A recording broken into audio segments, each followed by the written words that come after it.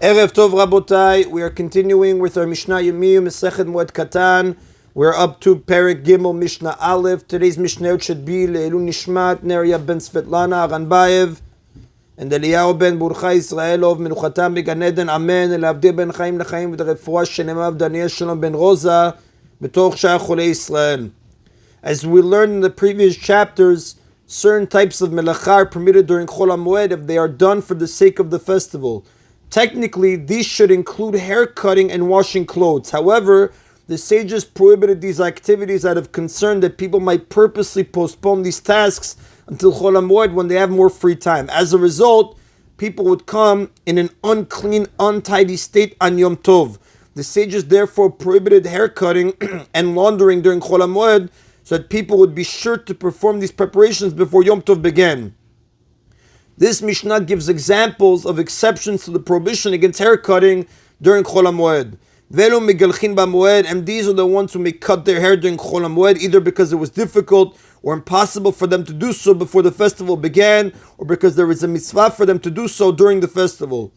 Haba mimidinat hayam, someone who comes from overseas. He came either during Chol HaMoed or late in the day before the festival. In either case, he was unable to cut his hair before the festival began. Umibet shivya, or who is released from captivity, vayotze mibet asurin, or who leaves prison where he is in too much distress to worry about his appearance, v'aminudesh shetiru lo chachamim, or someone who was under a ban and was then released from it by sages. Nidui is a ban placed by the courts under certain circumstances on a violator of specific religious laws. A person in Nidui is not allowed to cut his hair or launder his garments, among other penalties, as Shulchan Aruch discusses in Yoredeah, chapter 334, Lechat 12.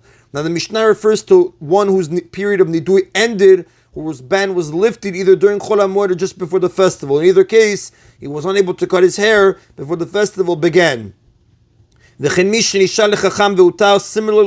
one who asked the sage to annul a vow he had made not to cut his hair and was released from his vow may cut his hair during Chol HaMoed because he was unable to do so before the festival. The Mishnah speaks of one who before the festival vowed not to cut his hair, but on Chol HaMoed asked the sage to annul his vow. He was unable to have his vow annulled before the festival, either because he cannot find a sage, or because the sage he asked had not yet found an adequate reason to annul the vow, because we know vows may be annulled only for specific reasons.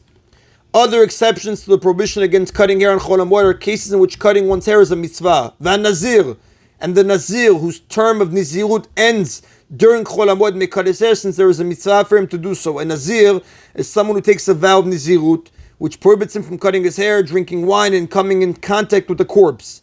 When his period of nizirut has been completed, he must undergo a process that includes bringing various offerings as well as cutting his hair. Since this hair cutting is a mitzvah, it is permitted during Chol HaMoed. Similarly, the mitzorah, tzarat is an affliction mentioned in the Torah in Vayikra, chapter 13, verses 1 to 46. The person stricken with this affliction is called a mitzorah, tzarat. So the mitzorah goes up from his state of tumah to his state of tarat during Chol HaMoed may cut his hair, since this is required as part of the purification process. The mitzorah is tameh until he is healed, and he goes through a certain purification process. On the first and seventh day of this process, he must cut his hair, and this is permitted even on Chol HaMoed. And that is on a Mishnah Aleph. Mishnah Bet continues, just as there are exceptions to a prohibition against cutting hair during Chol HaMoed, there are similar exceptions to the prohibition against washing clothing. This Mishnah lists the types of people who may wash their clothing during Chol HaMoed because of a special circumstance or special circumstances. Ve'elu mechabsin b'moed, these are the ones who may launder their clothing during Chol HaMoed because it was difficult or impossible for them to do so before the beginning of the festival. Haba midinat hayam, someone who comes from overseas, mibet shivya, who was released from captivity, ve'yotze mibet asurin, or who leaves prison, v'aminudesh shetiru lo chachamim, or someone who was under a ban and was then released from it by sages. As in the previous Mishnah, the Tana refers to people who arrived or were freed either during Chol HaMoed or immediately before the festival. Just as these people were unable to cut their hair before the festival, they were unable to wash their clothes.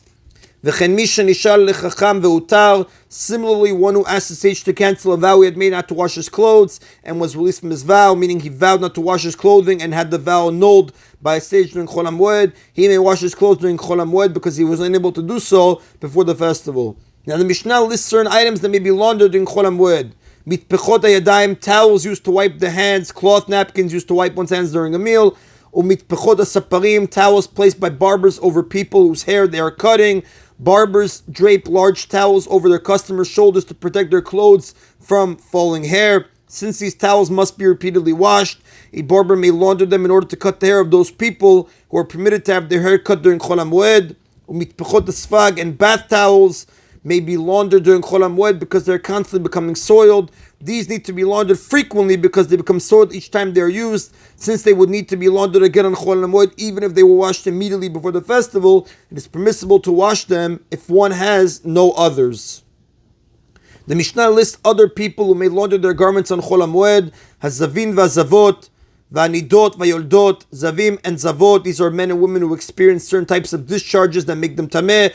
Menstruating women and women who have given birth who frequently soil their clothing. Now these last four groups of people soil their clothes frequently with their discharges. They are therefore permitted to launder their clothes during Chol HaMoed. And similarly, it is permissible to wash the clothing of young children, since it is natural for these clothes to become dirty frequently. As Shulchan Aruch writes in Orach Chaim, chapter 534, Halacha 1.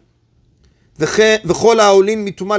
anyone who goes up from a state of tumah to a state of tara needs to wash his clothing, such as a mitzorah or someone who became tameh from a corpse. A mitzorah could not have washed his clothes before the festival because a mitzorah is forbidden to launder his clothing, as the Gemara says on page 15a. In Moed Katan, a person tameh with corpse tumah could not wash his clothing before the festival because any clothing he touches becomes tameh. Since he did not become tahor until the festival began, he may launder his clothing on Chol HaMoed. All of these people are permitted to launder their clothing during Chol HaMoed, but all other people are forbidden to do so. And that is then Rabotai Mishnah Bet. Mishnah Gimel continues, as we learned earlier, work requiring professional skill, Maseh Oman, is generally prohibited on Chol HaMoed unless it is needed to prevent a loss. It is therefore generally prohibited to write official documents, since these are normally written in a skilled and exacting manner. The documents mentioned in our Mishnah are needed to prevent either financial or personal loss, therefore they may be written on Chol HaMoed. Velu kotvin b'moed, and the following documents may be written on Chol HaMoed: Kiddushin Hashem, documents for the betrothal of women. This is a document that states, you are betrothed to me. Giving such a document to women is one of the methods that affect Kiddushin. One may write this document on Chol HaMoed because if he does not do so, another man might betroth this woman first, and this would be considered a loss. Gitin, bills of divorce. If a husband is about to leave on a dangerous journey from which he fears he may not return, he may write a get for his wife on Chol HaMoed, and the reason is that if he does not do so and then disappears, his wife would be prohibited to remarry. Vishovrin, receipts for repayments of a loan. A lender is allowed to write a receipt on Chol HaMoed because the borrower may refuse to pay his loan without receiving a receipt for the payment. If the borrower then leaves town without paying his debt, the lender may never get his money back. Therefore, if the borrower wishes to pay on Chol HaMoed, it is permissible to write the receipt at that time.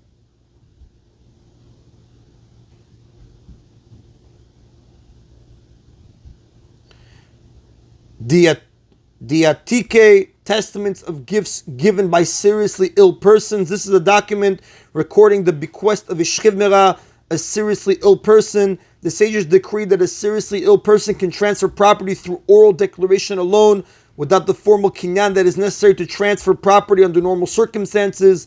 The oral declaration is effective only if the person actually died from the present illness. However, a document recording the transfer is required in order to prove that it took place. This document may be written on Chol HaMoed in case the witnesses leave town after the festival and are not available to sign it then. Matana, documents attesting to a gift. This refers to a gift of real estate. There is a concern that the giver may regret the gift and deny the transaction ever took place, causing a loss to the person who received the gift. Pruzbulin, documents that prevent loans from being cancelled by the Shemitah year. Under biblical law, all debts are automatically cancelled at the end of every seventh year. This is in Sefer Dvarim, chapter 15, verses 1 through 3.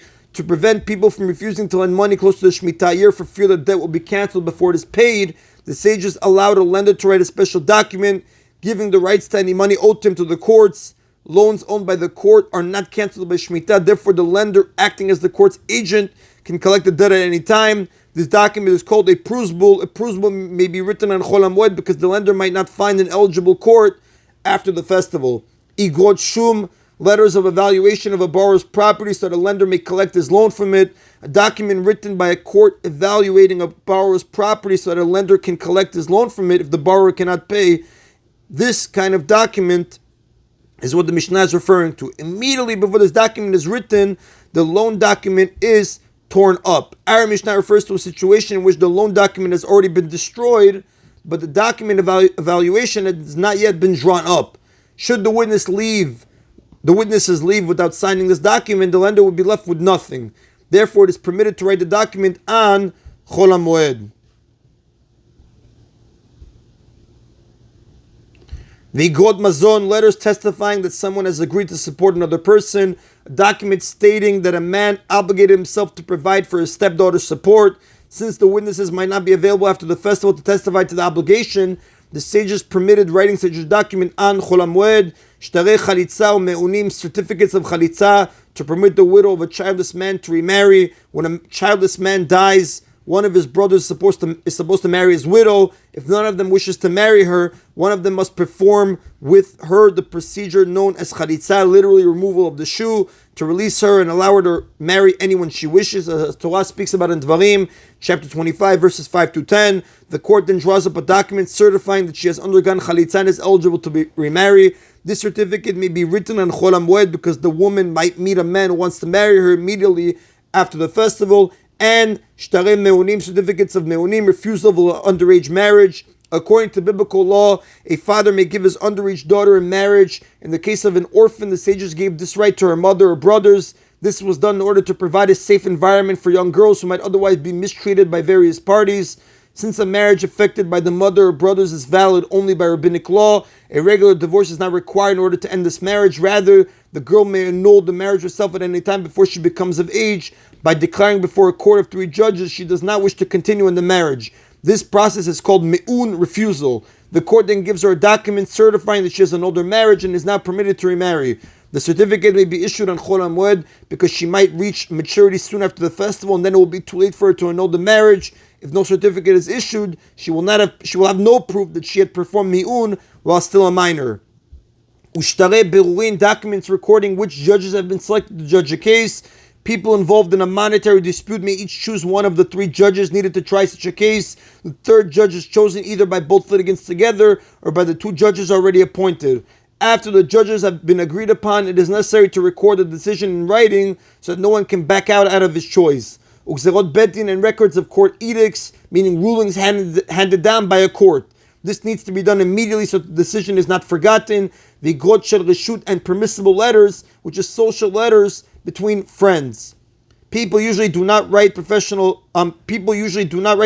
letters in a skilled manner. As we have learned earlier, work that is not in a skilled craft is permissible for the sake of the festival. Sending personal letters on Chol HaMoed is considered a festival need, since it adds to the festival joy of both the recipient and the sender, as the Mishnah Berurah tells us in Orach Chaim, chapter 545, Siv Katan 30. And that is an abotai of today's Mishna Yomi. Baruch Adonai Leolam. Amen v'amen.